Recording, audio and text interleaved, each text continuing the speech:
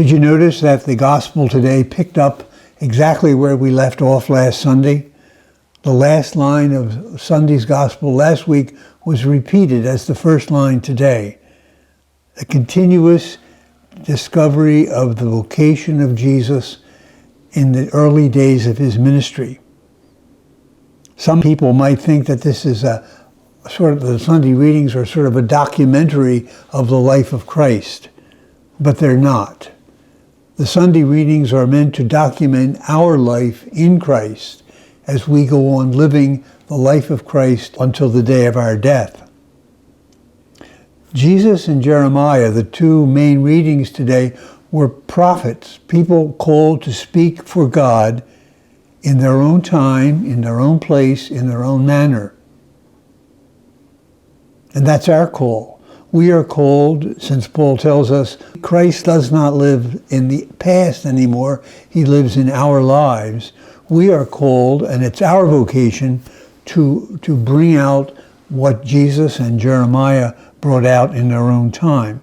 And Paul makes it very clear in the second reading today that our call, our vocation, is to live a life of love. Again, love meaning concern and work and effort for the well-being of other people. And Paul describes what love is like. It often means going against our own self-interest, our own well-being even, for the sake of others.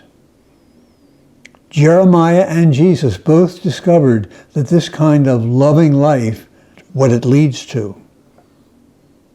Our vocation, Paul tells us, is to love God above all things and one another with no reservations. That's all well said until we get down to doing it, living it out on a day-by-day basis.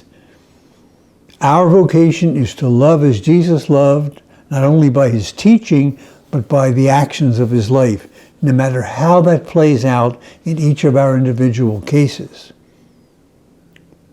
God made known his love by coming in the flesh, and we respond to that love by living love in the flesh, in our time, in our place.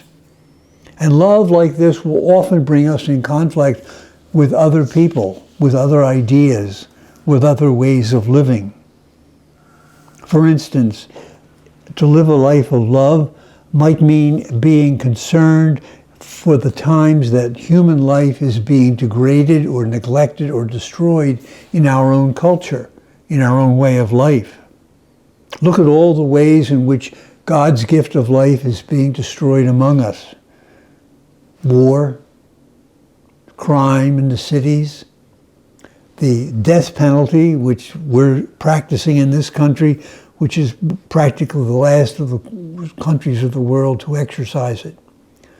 Love lived in the reality of our lives will often bring us in conflict with others whom we must love as well.